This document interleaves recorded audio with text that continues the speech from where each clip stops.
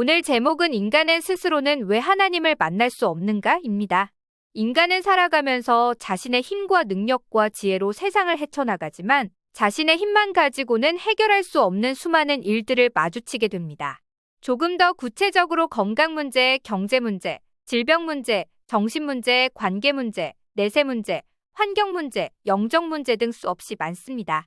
그리고 이러한 문제가 많으면 많을수록 누적되면 누적될수록 인간의 무기력함과 무능력이 보여지게 되며 불행한 삶이라고 믿고 살아갑니다. 한편 적극적으로 이 문제를 해결하기 위해서 눈에 보이지 않는 절대자인 하나님을 찾으려고 합니다. 그래서 인간의 입장에서 주 하나님을 발견하려고 하며 노력하여 스스로는 발견합니다. 그런데 인간은 스스로는 하나님을 찾을 수는 있어도 만날 수는 없습니다. 모든 관계에는 상호간의 합의가 있어야 만남과 지속이 이루어집니다. 그런데 인간은 하나님을 만나려고 하는데 주 하나님이 만나주시지 않는다는 데에 문제의 심각성이 있습니다. 왜 주 하나님이 만나주시지 않는지 이 부분에서 성서에서 이유를 찾아보려고 합니다. 그러면 왜 인간은 스스로 하나님을 만날 수 없습니까? 또는 왜 주 하나님은 인간을 만나주시지 않는 것인가요? 도대체 인간에게 어떠한 결점이 있는 것인가요? 네, 우선적으로 인간은 현재 자신의 상태를 객관적으로 알아야 합니다. 자신의 입장에서 일방적으로 자신을 주장할 게 아니라 내가 만나고자 하는 주 하나님은 왜 만나주시지 않는지, 주 하나님의 입장에서 인간을 어떻게 보고 계시는지를 알고 주 하나님이 제시하는 해결책을 따라야만 합니다. 왜냐하면 나는 주 하나님과 동등한 수준이 아니기 때문입니다. 나는 철저한 약자이기 때문입니다. 그러면 과연 주 하나님은 현재 인간을 어떻게 보시고 평가하시고 판단하시고 행동하고 계신가요? 네, 일단 주 하나님이 현재 나를 보실 때 창세기 3장 1에서 6절에 근거하여 인간은 스스로 주 하나님을 떠난 상태로 보십니다. 주 하나님과 이미 결별된 상태, 끊어진 상태로 보신다는 것입니다. 이것은 이번에 지진이 난 튀르키예의 길을 연결하는 다리가 중간에 끊어진 것을 보듯이 마치 주 하나님과 나의 다리가 중간에 끊어진 상태입니다. 이것 때문에 인간의 마음속에 같이 계시던 주 하나님의 영이 떠났고 이것을 에베소서 2장 1절에서는 그는 허물과 죄로 죽었던 너희를 살리셨도다 라는 말씀처럼 모든 인간은 죽은 사람으로 주 하나님은 선언하셨습니다. 즉 현재 상태의 인간은 나의 입장에서는 살아있는 사람이지만 주 하나님의 입장에서는 죽은 사람이라고 보십니다. 주 하나님의 영이 없기 때문에 죽은 사람이라는 말입니다. 그러면 창세기 3장 1절 6절의 인간이 주 하나님을 떠나기 전에는 주 하나님의 영이 인간의 육체 안에 같이 있었다는 말인가요? 네, 그렇습니다. 주 하나님의 영이 인간의 마음속에 같이 계시던 때가 분명히 있었다는 말입니다. 원래 인간은 인간 스스로 자연적으로 만들어지거나 세월이 흘러서 동물에서 진화하여 인간이 되어진 것이 아닙니다. 예전에 코끼리는 지금도 코끼리이듯이 예전에 원숭이는 지금도 원숭이이듯이 원래 인간은 주 하나님이 자신의 형상대로 사람을 창조하시되 남자와 여자를 창조하셨다고 창세기 1장 27절에 말씀하십니다. 그리고 이 창조는 곧 인간을 동물과 같은 수준의 인간의 육체를 만드시고 그 인간의 영혼 안에 주 하나님이 직접 영원한 자신의 영을 불어 넣으셔서 동물과 같은 인간이 하나님의 형상으로 창조된 하나님의 자녀의 인간이 되었습니다. 주 하나님의 영이 인간의 육체 안에 계시면 어떠한 되나요? 네, 인간이 만들어지기 전부터 세상과 동식물은 이미 있었습니다. 주 하나님의 영의 도우심으로 이 인간 세상을 누가 만들었는지, 왜 만들었는지, 어떻게 보존하고 유지해야 하는지, 인간의 창조 목적은 무엇인지, 내가 어떻게 살아야 하는지, 세상은 어떻게 흘러가고 있는지, 그 외에 셀 수도 없는 주 하나님의 메신저를 자동으로 알고 해석할 수 있었습니다. 그런데 창세기 3장 1에서 6절의 결과로 어떻게 되었나요? 네, 인간에게 함께 하셨던 하나님의 영이 떠나버렸습니다. 이것을 성서에서는 에베소서 2장 1절에 죽었던 사람, 죽은 상태의 사람, 죽은 사람, 시체, 죽은 상태에서 머물고 있는 사람, 스스로는 살 수 없는 사람, 영원히 살 수 없는 사람으로 표현하고 있습니다. 그러면 죽은 사람은 어떻게 주 하나님을 만날 수 있었나요? 네, 최초의 인간에게 주 하나님의 영이 떠난 이후에 주 하나님이 즉각적으로 그 최초의 인간에게 일방적으로 다시 주시는 주 하나님을 만날 수 있는 그리스도라는 이름의 약속을 주셨고 그 약속을 믿고 1년의 피의 제사를 통하여 다시 주 하나님을 만날 수 있었습니다. 주 하나님의 영이 떠나면 인간의 영혼은 홀로 남겨지나요? 아닙니다. 하나님의 영이 떠나니 인간의 영만 홀로 남겨져 있는 게 아닙니다. 인간의 영혼은 하나님의 영이 있었던 그 자리에 허전하고 외롭고 공허하기에 무의식적으로 본능적으로 즉각적으로 주 하나님이라고 스스로 믿고 있는 영적 존재들을 불러들입니다. 성서에서는 이것을 초대형 키워드로 우상이라고 합니다. 그 우상을 좀 더 설명해 주세요.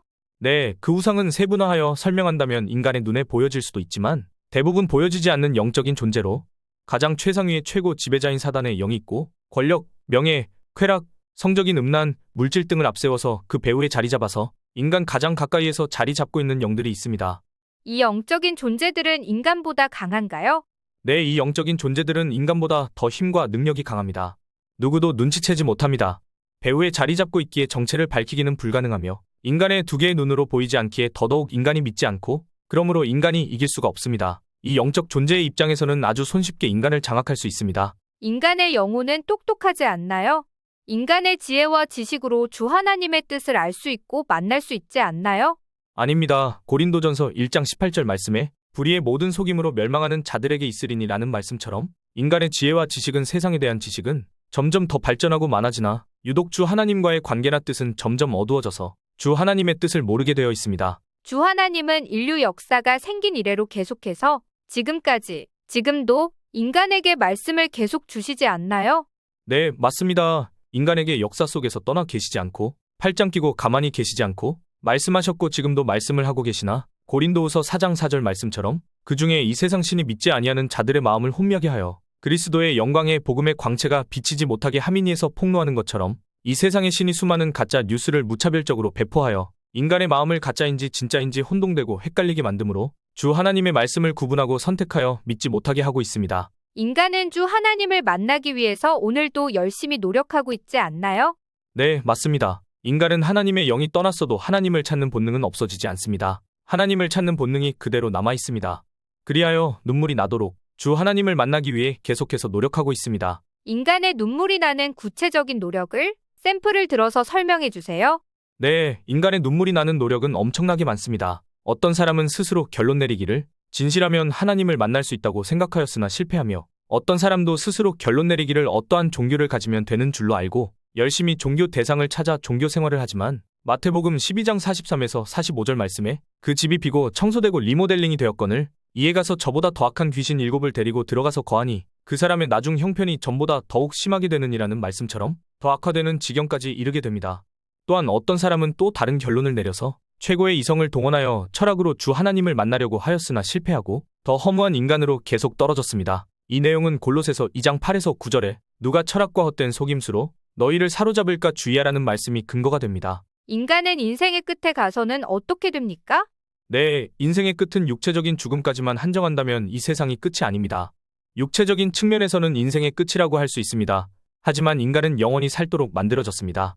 또한 육체적인 죽음 이후에 영영한 불에 들어가는 심판도 인생의 마지막 끝이 아닙니다. 영영한 불에서 영원히 사는 것이 인생입니다. 현재 육체를 가지고 있는 인간이 주 하나님을 만나지 못하고 이 상태가 이 세상에서만 계속된다면 위의 일련의 과정이 인간에게 다가오게 되어 있습니다. 이 내용에 대한 근거는 마태복음 25장 41절 마귀와 그 사자들을 위하여 예비된 영영한 불에 들어가라는 말씀입니다. 인간은 역사적으로 수많은 뛰어난 영웅을 통해서 주 하나님이 만나주시지 않았나요? 아닙니다. 우선 모든 인간의 영혼은 주 하나님의 영이 떠나 있기에 죽은 영이고 죽어있는 상태입니다. 우리가 사는 세상에서 인간과 인간을 비교할 때는 어떤 사람은 다른 사람이 평가할 때 역사적인 영웅이라고 존경하고 추앙하고 동상도 세웁니다. 그러나 그 역사적인 영웅도 나와 같은 인간이고 주 하나님과 같은 수준의 하나님은 아닙니다.